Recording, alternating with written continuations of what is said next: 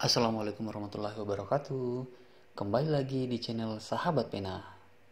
Sebelum kita mulai membahas, sebaiknya kalian menekan subscribe dan aktifkan lonceng notifikasi agar kalian tidak ketinggalan seputar video menarik lainnya dari Sahabat Pena. Pada kesempatan kali ini, Sahabat Pena akan membahas mengenai RPJMN, visi misi pemerintah, visi misi Kementerian Kesehatan, tujuan prioritas dan tujuan strategis, sasaran strategis dan indikator. Baik, kita mulai. Nomor 1. Terwujudnya masyarakat sehat, produktif, mandiri dan berkeadilan untuk menuju Indonesia maju yang berdaulat, mandiri dan berkepribadian berlandaskan A. Pancasila, B. Gotong royong, C. Kerja keras, D. Nasionalisme, E. Demokrasi. Jawabannya adalah B. Pembahasan. Kalimat di atas merupakan visi Kementerian Kesehatan 2020 hingga 2024 yang mengacu pada visi pemerintah Kabinet Indonesia Maju 2020 hingga 2024 yang berbunyi terwujudnya Indonesia Maju yang berdaulat, mandiri dan berkepribadian, berlandaskan gotong royong, sehingga kata yang tepat melengkapi visi tersebut yaitu gotong royong. Selanjutnya nomor 2. 1. Memperkuat upaya kesehatan yang bermutu dan menjangkau seluruh penduduk Indonesia. 2. Memberdayakan masyarakat dan mengarusutamakan pembangunan kesehatan. 3. Meningkatkan ketersediaan, pemerataan, dan mutu sumber daya kesehatan. 4. Memantapkan tata kelola pemerintahan yang baik, bersih, dan inovatif.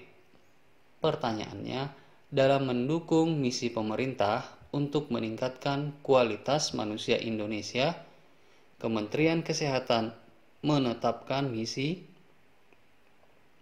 A. 1, 2, dan 3, B. 1 dan 3, C.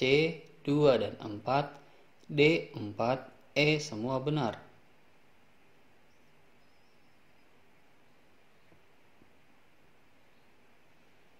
Jawabannya adalah E. Pembahasan. Kementerian Kesehatan menetapkan misi seperti yang tertera pada poin pertama hingga poin keempat. Jadi silahkan diingat-ingat. Selanjutnya nomor 3. 1. Peningkatan kualitas manusia Indonesia. 2. Penguatan struktur ekonomi yang produktif, mandiri, dan berdaya saing. 3. Pembangunan yang merata dan berkeadilan. 4. Mencapai lingkungan hidup yang berkelanjutan. Pertanyaannya, yang termasuk misi pemerintah Kabinet Indonesia Maju 2020 hingga 2024 A. 1, 2, dan 3, B. 1 dan 3, C. 2 dan 4, D. 4, E. Semua benar.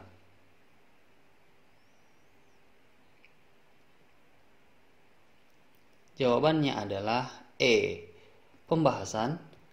Misi pemerintah periode 2020 hingga 2024 yaitu peningkatan kualitas manusia Indonesia, penguatan struktur ekonomi yang produktif, mandiri, dan berdaya saing, pembangunan yang merata dan berkeadilan, mencapai lingkungan hidup yang berkelanjutan, memajukan budaya yang mencerminkan kepribadian bangsa, penegakan sistem hukum yang bebas korupsi, bermartabat, dan terpercaya, perlindungan bagi segenap bangsa, dan memberikan rasa aman pada seluruh warga, pengelolaan pemerintah yang bersih, efektif, dan terpercaya, sinergitas pemerintah daerah dalam kerangka negara kesatuan.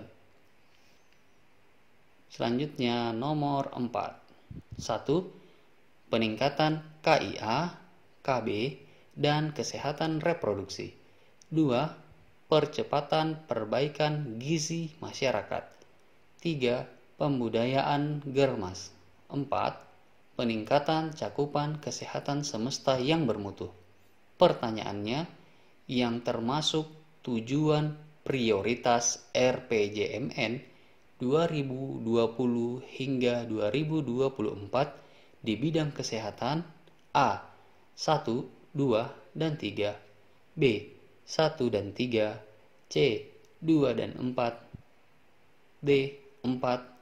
E. Semua benar. Jawabannya adalah A. 1, 2, dan 3. Pembahasan. Tujuan prioritas RPJMN 2020 hingga 2024 di bidang kesehatan. 1. Peningkatan KIA, KB, dan kesehatan reproduksi. 2. Percepatan perbaikan gizi masyarakat. 3. Pembudayaan germas. 4. Peningkatan pengendalian penyakit. 5. Penguatan sistem kesehatan dan pengawasan obat dan makanan. Adapun poin keempat itu merupakan tujuan strategis ya. Jadi mesti dibedakan tujuan prioritas dan tujuan strategis. Selanjutnya nomor 5. 1. Peningkatan cakupan kesehatan semesta yang bermutu. 2. Peningkatan status kesehatan masyarakat melalui pendekatan siklus hidup. 3. Peningkatan sumber daya kesehatan. 4. Peningkatan tata kelola pemerintahan yang baik. Pertanyaannya, yang termasuk tujuan strategis RPJMN 2020 hingga 2024 di bidang kesehatan? A. 1, 2, dan 3. B. 1 dan 3. C. 2 dan 4. D. 4. E. Semua benar.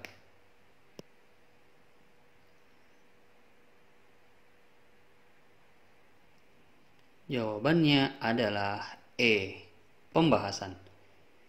Tujuan strategis RPJMN 2024 di bidang kesehatan yaitu tertera pada poin 1 hingga 4. Kemudian poin kelimanya, peningkatan pembudayaan masyarakat hidup sehat melalui pemberdayaan masyarakat dan pengarus utamaan kesehatan.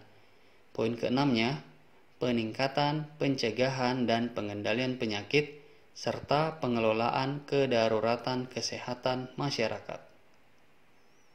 Selanjutnya nomor 6. 1. Rasio Fasiankes primer dengan jumlah penduduk di tingkat kecamatan.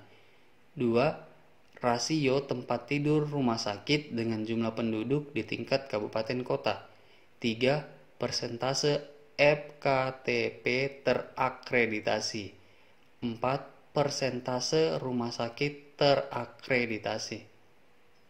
Pertanyaannya, dalam mencapai tujuan strategis peningkatan cakupan kesehatan semesta yang bermutu, ditetapkan sasaran strategis yaitu meningkatnya ketersediaan Fasiankes dan pelayanan kesehatan yang bermutu dengan indikator A.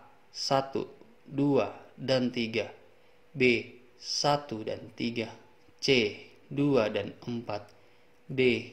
4, E. Semua benar.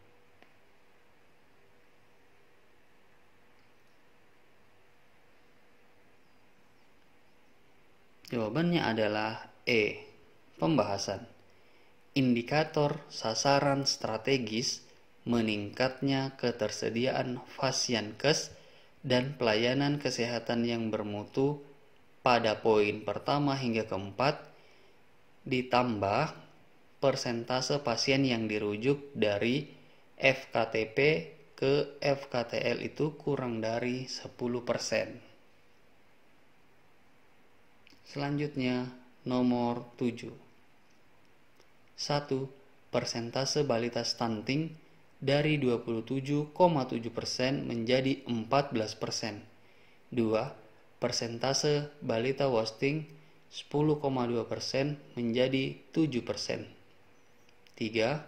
Persentase bayi kurang dari 6 bulan mendapat ASI eksklusif sebesar 69%. 4. Persentase desa stop buang air besar sembarangan sebesar 100%. Pertanyaannya, dalam mencapai tujuan strategis peningkatan status kesehatan masyarakat melalui pendekatan siklus hidup, ditetapkan salah satu sasaran strategis, yaitu meningkatnya status gizi balita dengan indikator A.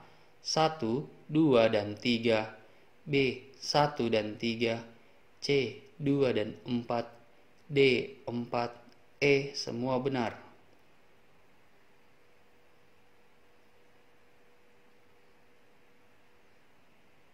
Jawabannya adalah A. Pembahasan. Indikator sasaran strategis meningkatnya status gizi balita pada poin 1 hingga 3. Poin 4 itu salah karena seharusnya persentase desa stop buang air besar sembarangan itu sebesar 90% di tahun 2024. Selanjutnya nomor 8. 1. Menurunnya insidensi TB menjadi 190 per 100.000 penduduk pada tahun 2024. 2. Menurunnya insidensi HIV menjadi 0,18% pada tahun 2024. 3. Menurunnya eliminasi malaria di 405 kabupaten kota. 4. Kabupaten kota yang mencapai 80% imunisasi dasar lengkap sebanyak 85%. Pertanyaannya, yang termasuk indikator dari sasaran strategis meningkatnya pencegahan dan pengendalian penyakit dengan mengutamakan pendekatan faktor risiko, yaitu A. 1, 2, dan 3, B. 1 dan 3, C. 2 dan 4, D. 4, E. Semua benar.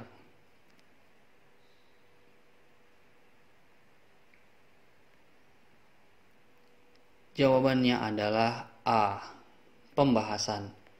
Poin pertama hingga ketiga benar, namun poin keempat seharusnya 95% dan ada juga referensi mengatakan 90%.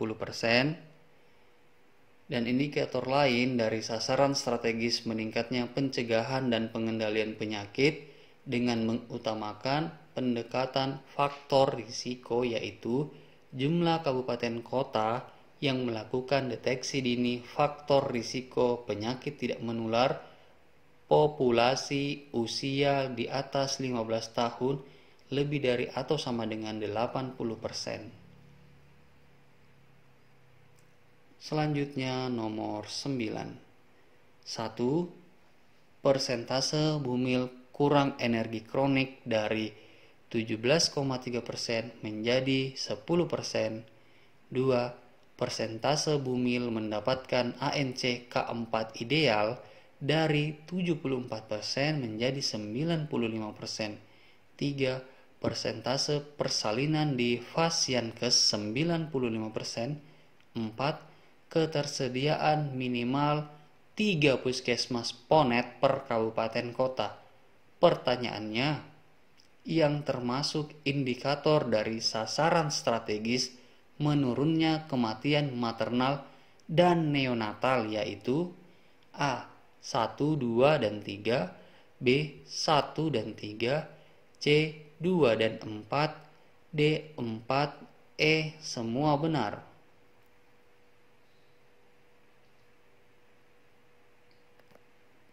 Jawabannya adalah A. Pembahasan. Poin pertama hingga 3 itu benar. Poin keempat seharusnya tersedia minimal 4 puskesmas Ponet. Dan indikator lain dari sasaran strategis menurunnya kematian maternal dan neonatal, yaitu ketersediaan rumah sakit Ponet di kabupaten kota. Ponet itu pelayanan obstetri neonatal emergensi dasar, sedangkan Ponet itu dasarnya ganti aja komprehensif. Oh iya, untuk angka kematian ibu per 100.000 kelahiran hidup itu dia indikatornya 183 ya. Selanjutnya nomor 10. 1. Persentase puskesmas dengan jenis tenaga kesehatan sesuai standar sebesar 83%. 2. Persentase RSUD Kabupaten Kota kelas C dengan 7 jenis dokter spesialis sebesar 90%, di mana terdapat minimal 4 spesialis dasar wajib ada. 3. Jumlah SDM kesehatan yang ditingkatkan kompetensinya sebanyak 37.785 orang. 4. Persentase puskesmas tanpa dokter sebesar 0%. Pertanyaannya, yang termasuk indikator dari sasaran strategis meningkatnya pemenuhan SDM kesehatan dan kompetensi sesuai standar yaitu A. 1, 2, dan 3, B. 1 dan 3, C. 2 dan 4, D. 4, E. Semua benar. Jawabannya adalah E. Pembahasan poin pertama hingga keempat itu benar, dan indikator lain dari sasaran strategis meningkatnya pemenuhan SDM kesehatan dan kompetensi sesuai standar, yaitu tersedianya minimal 1 perawat kesehatan masyarakat atau komunitas di setiap puskesmas di daerah urban atau suburban. Oh iya, sekedar informasi ya para sahabat pena sekalian, saat Presiden Joko Widodo mengumumkan para menterinya, itu beliau berpesan bahwa tidak ada visi misi menteri.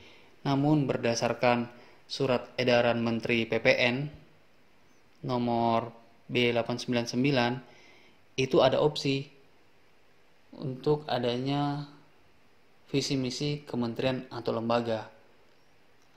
Sehingga saya menampilkan soal ini karena ada dasarnya. Baik teman-teman, silahkan dukung terus channel ini dengan cara like, comment, share, dan tentunya subscribe. Terima kasih atas perhatiannya.